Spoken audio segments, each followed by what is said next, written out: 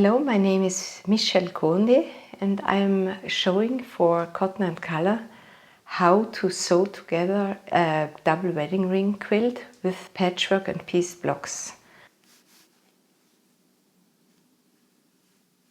The block size in our case is 10¼ inch or 26 centimeters and will be cut with this template set, Easy Quilting Simplicity Double Wedding Ring templates, with the instructions in English and French on the back side. First of all, we take our blocks and we cut the curves first from our blocks. They will look like this. And then we will cut a melon shape like this. And also C shapes like, I've got, this one is already finished. So you see, you will need all these shapes here.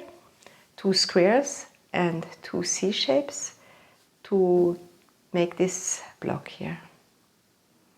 We are starting with the 2 C shapes and we will first pin together the melon shape before we join the squares. We will first start with this shape here, this curve here. So now we need the melon shape first, the white melon shape background, and a C shape.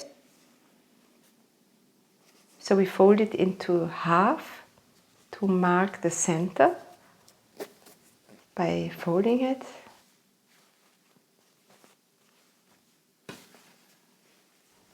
And also the same with the C shape, like this. And we mark the center again.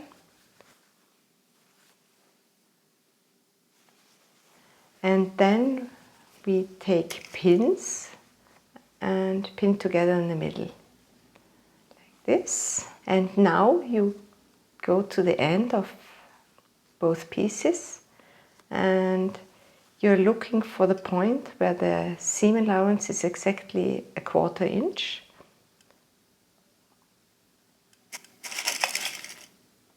And you punch it into this point and then you try to adjust the 2 fabrics so that they fit together perfectly. I pin it together in the middle and also there.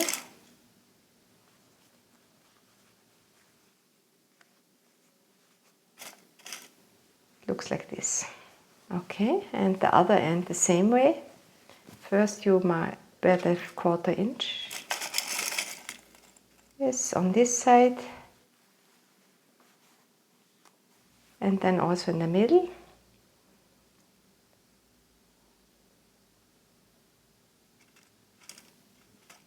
So the pinning is almost complete. Another pin here.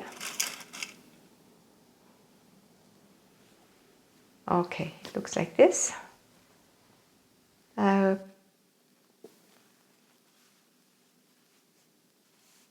But before we start this sewing, I will first show you how we sew together the squares to the C shape. I've got a square here, right sides together. You fold it over like this, and then you pin the start. It's 1/4 inch from the side and from the top. And I mark this time the seam allowance just to show how I do it. It's a perfect piece, a template and a water-soluble pencil. And I take a thread in about the color of my fabrics. It's not really necessary to match the color exactly. And I take this needle threader from Clover. It's very handy. I put the thread in my needle and it's threaded.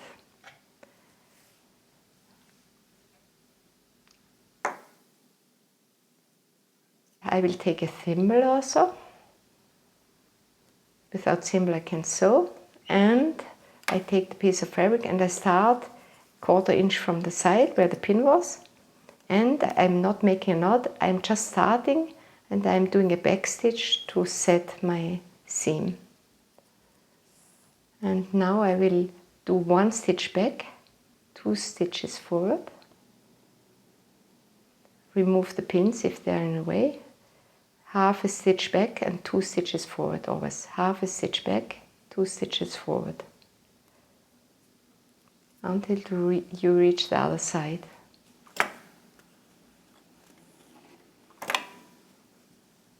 You can see that stitching by hand is quite quickly. And when you're used to it, it's quite as quick as machine sewing, or almost.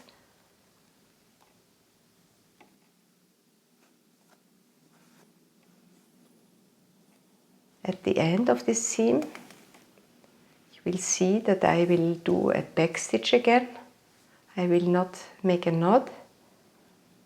I will just do 1 or 2 back stitches, like this. And then I cut my thread, but I leave a little bit of my thread there. Okay. And then you fold it over. You fold it open like this, and you iron it with your fingers or your fingernail, whatever you prefer, and you can see it lies flat. I've done the other end already. And now you take this shape.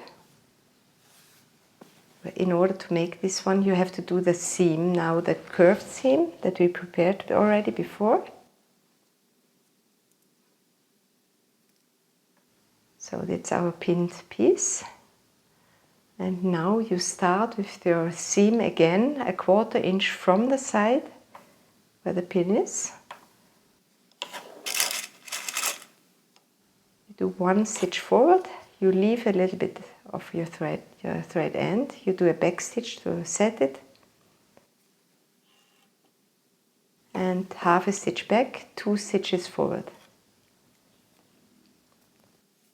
half a stitch back, 2 stitches forward, as we did before. And as you can see, the fabric that seemed to be too big before fits perfectly.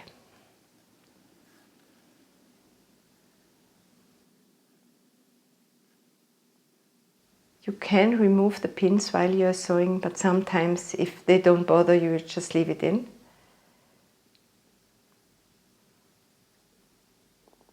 But sometimes when the thread hangs around the needle, you need to remove it.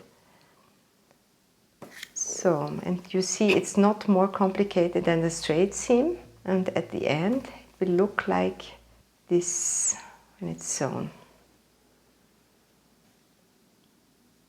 So that's finished now. And now we have to join this piece to our block, our cut block, to this curve here. So what we are going to do is we will fold it in half, mark the middle again, take my block,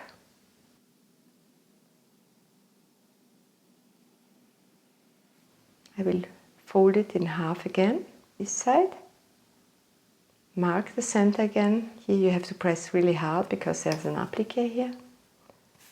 And then you put right sides together and you pin it again.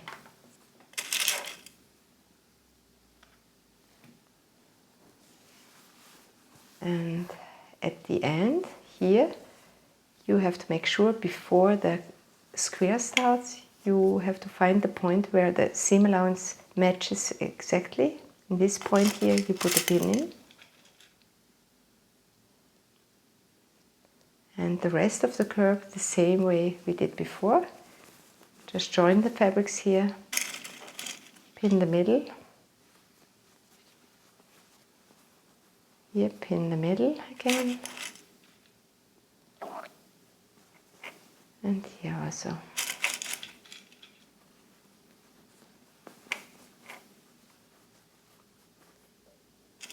Now we are going to the other side, same thing. This point is important. Seam allowances together here. Needle, and then the rest of the needles as before. And sewing this curve is not more difficult than the other one. and you will get used to it quickly. And this is our block later. You see, it fits. Now you will add another piece on the opposite side and on both sides, left and right side, and then the block is finished. Sewing by hand is a good way to do patchwork when you can't take your sewing machine with you, or when a sewing machine noise bothers us when you watch TV.